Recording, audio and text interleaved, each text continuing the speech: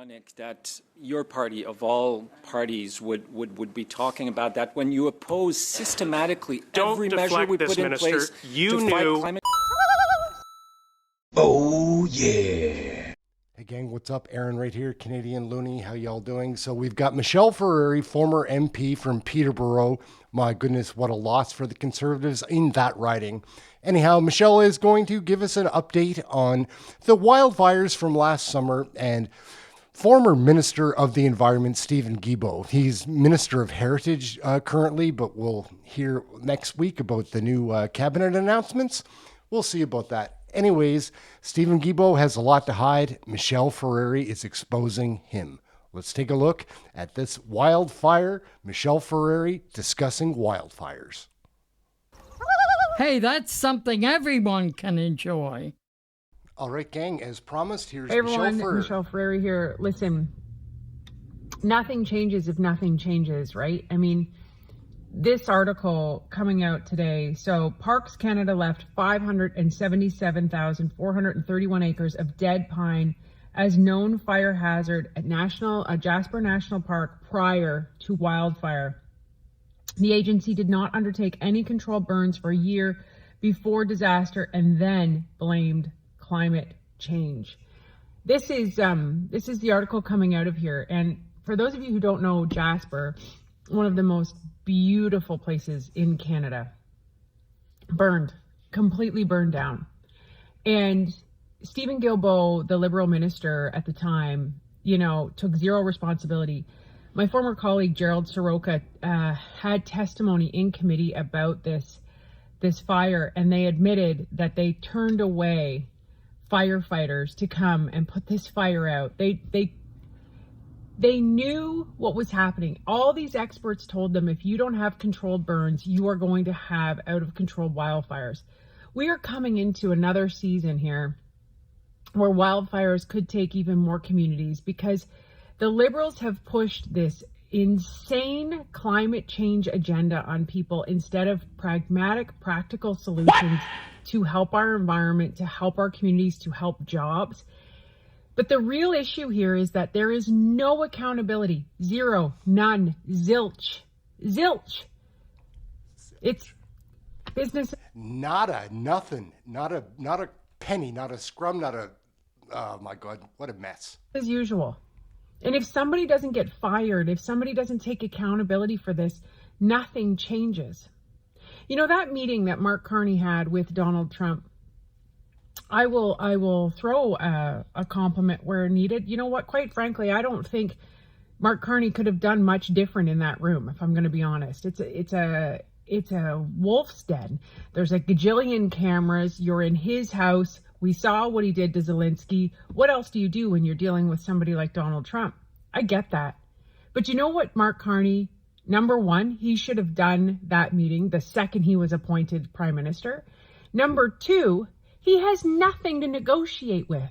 And you know why he has nothing to negotiate with? Because he's left all of our resources in the ground in this country. We should be the richest country in the world, and he uses climate change to keep our oil and gas in the ground.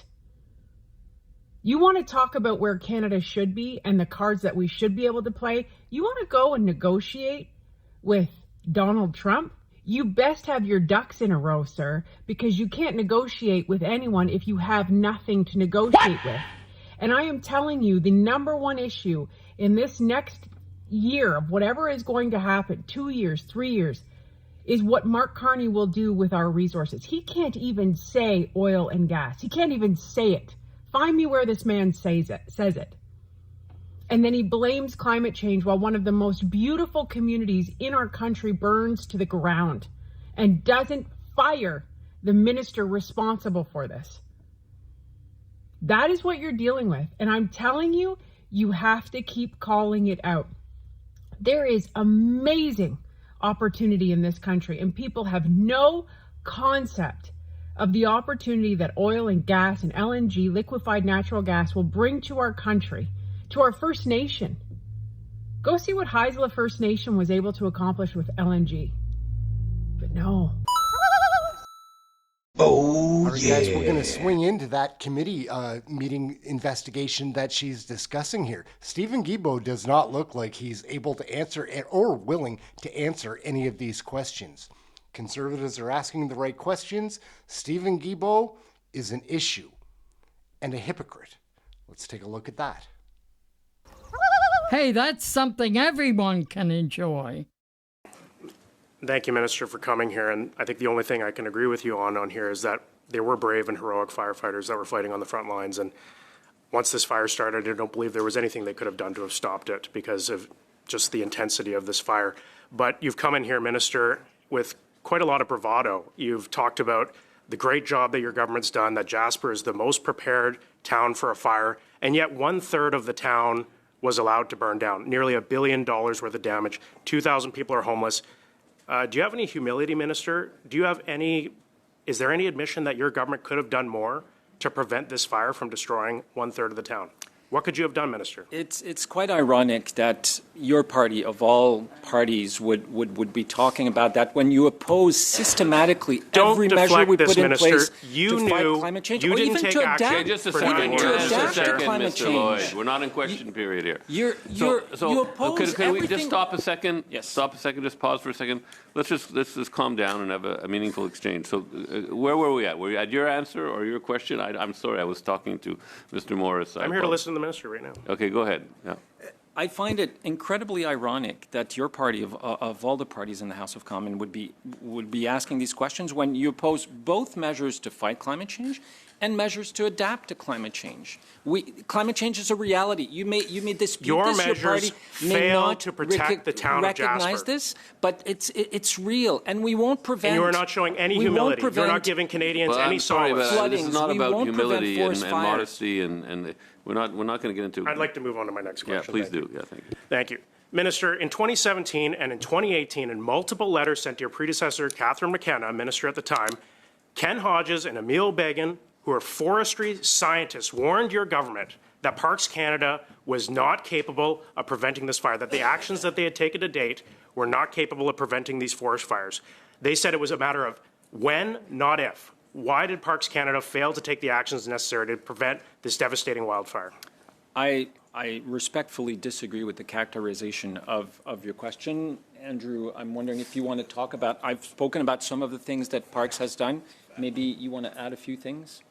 Yeah, so through the Canadian Interagency Forest Fire Council, of course, Parks Canada gets a lot of support and uses a cross-Canada, government-wide, federal, provincial standard of how forest fires are fought, what the information that goes into that. Sorry, Mr. that Chair, I'm going to have to council- cut this off. Well, why? It's going quite slowly. Okay, so. well, go ahead with your next Thank question. you. It's your time. In 2018, Minister, your own Superintendent of Parks, Alan Fair, went on CBC and said, quote, fire is not something that we're actually concerned about. He claims that your department did its homework to protect Jasper. Do you stand by the words of your superintendent? Was fire not a concern in Jasper National Park? Did you do your homework? Yes or no?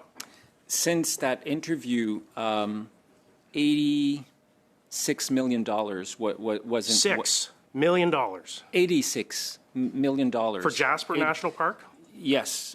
Some of it for Jasper, some of it for the other national parks all across the in country. Alberta. Mr. Lloyd, excuse me, I'm going to stop the time. Compared to the $2 million. Excuse me.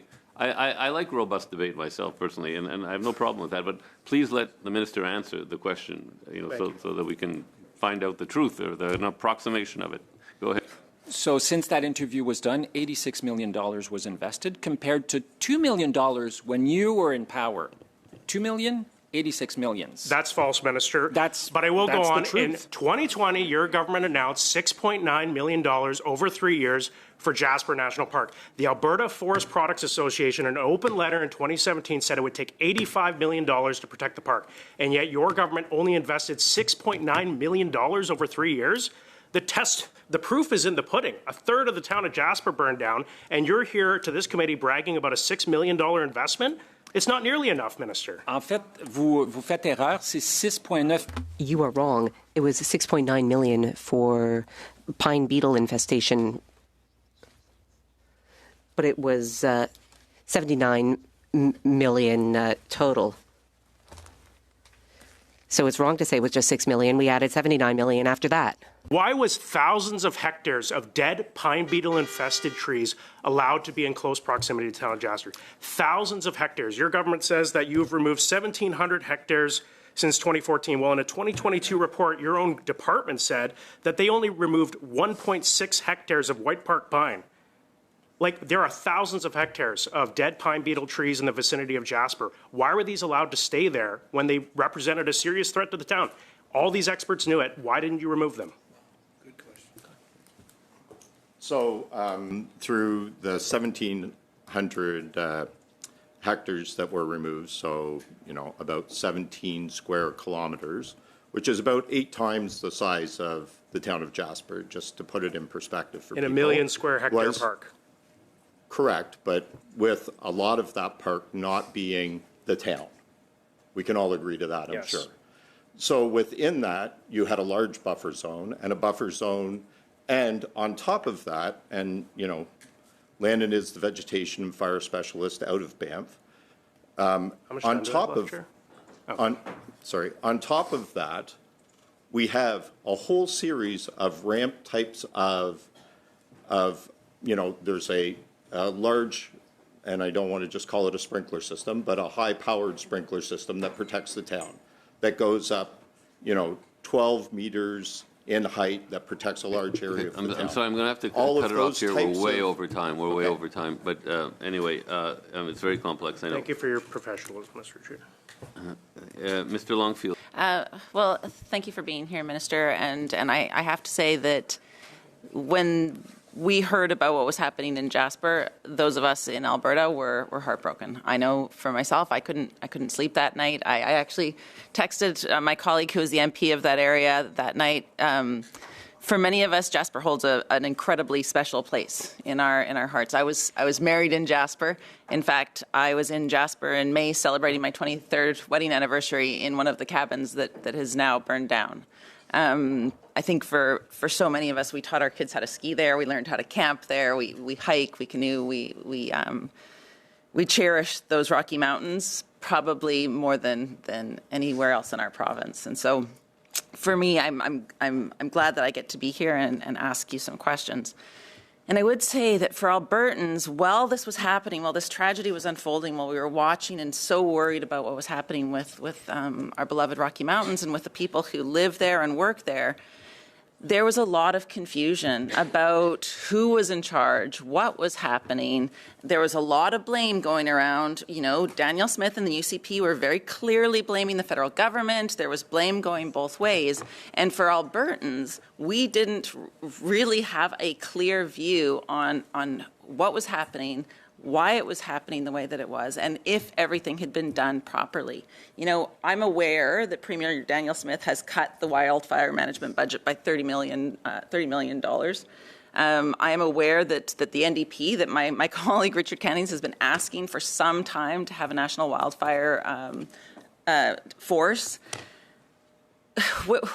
I guess from my perspective, Minister, what do you say to the people of Alberta who watched us lose a third of our cherished Jasper town site, and think about places like Lake Louise, think about places like Banff, think about other national parks? How do we know that the challenges that we saw in Jasper aren't going to be repeated in future in other beloved cities in our province or other beloved towns?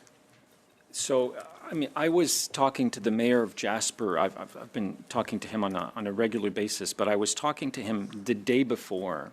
And at that point, the fire, it was some that had started, but it was under control. We thought, most people thought that we could manage it. And then winds started picking up. Like we went from winds that were about 30 kilometers an hour to winds that went between 120 and 150 kilometers an hour. I believe in the conditions change very rapidly. You talked about lives being impacted in Jasper. Mr. Shepherd, how many Parks Canada, or maybe Andrew, how many Parks Canada employee live in Jasper? How many of them have been affected? Yeah, so we have 500 employees that live in Jasper and their families, and 200 have lost their homes. So we care. And accommodations. So we care deeply. I mean, and they care deeply. We care deeply about about what happens. I talked about, a buffer zone of 1,700 hectares that has been created over the years around Jasper. I believe around Banff it's around 2,000 hectares. Because of climate change, we will have to reevaluate those and probably create larger buffer zones. And the National Firefighting Force, perhaps. You've heard the Prime Minister said that, we have Parks Canada, that is a federal forest fighting force, but could we do more? We've invested a lot since budget last year in more forest fighting capability federally. I spoke about the investment we've done specifically around Jasper in the last few years, north of close to $90 million. Sorry, I do know that you've already given us some of those numbers, and so I don't want to make you repeat yourself. And I guess from people that are living in Alberta, what we're thinking is that is this going to be sufficient, considering that climate change means these are going to happen more and more regular, and are we going to be able to respond to them as fast as we need to? And I think most people would say that the budget happened in the spring, the forest fire happened in the summer, and it didn't seem to help the people of Jasper. So I would just reiterate that for you as well. I don't One think other question I just no really quickly wanted to, solutions just one second adapting though. to climate change. And I understand that. You understand. I'm not saying that we aren't going to have forest fires, but I do think that the response to those forest fires has to be stronger, to be honest. And I do think that the collaboration between the provincial government and the federal government was wanting, and those looking in saw confusion and fights. Whether that was just I on the disagree. news is one thing, but that's what Albertans saw. It's one thing for what Premier Smith said. If you talk to the forest fighters who were on the ground, there was, whether you're a Jasper forest fire, whether you're with the Alberta government, whether you're with Parks Canada, they worked like that. Mr. Shepherd, you could talk about that. But the communications was not strong for those in Alberta. It was a very difficult time for many of us. One really quick question I want to get in before my time runs out. One of the challenges that we have is Jasper is a tourism city, of course. There's a lot of people who make their living off tourism. We know that for many of them, they were not able to have sufficient hours to access the EI system. This is a real challenge for workers that were, by no fault of their own, are no longer able to work. I've written with my colleague Blake Desjardins, we've written to your government, we've not received a response. Is there any chance, or is there any attempt being made to ensure that those people who have been affected by the fire in Jasper will be able to access EI because they didn't? Very, very briefly, because we're at 6 minutes. I'll do maybe 10, 15 seconds. Maybe we can answer that in another round. I'm the Minister of Environment and Climate Change. I will certainly raise your point with Minister Boissonnault, who's responsible for Thank you. for Okay, EI. we'll go to our... Everyone has an opinion about Canadian federal politics. Oh yeah. So I don't know what we really should think about what we just saw in that committee video. It's so hard to get answers. These conservatives are asking the right questions. We see it all the time. These liberals get in the way. The witnesses are never prepared. They don't have the right answers. I try to keep notes, but there's no sense. Let me know in the comments what I should think. My name's Aaron, this is Canadian Looney, and this is another Wild Committee investigation video. There are so many of them under this Trudeau, NDP, Jagmeet, Liberal coalition government. It's a total farce. We need an election. That's it. There's no more to say about that. We just need an election. Hopefully we'll get one. My name's Aaron. Like, subscribe, share, get notified, all those fun things. Please leave a comment. Love the comments. Check your next video. Thank you for watching this one. In Canadian federal politics, the Canucks are represented by two separate yet unequal groups. The globalists who sold out and the opposition trying to salvage a country. These are their stories.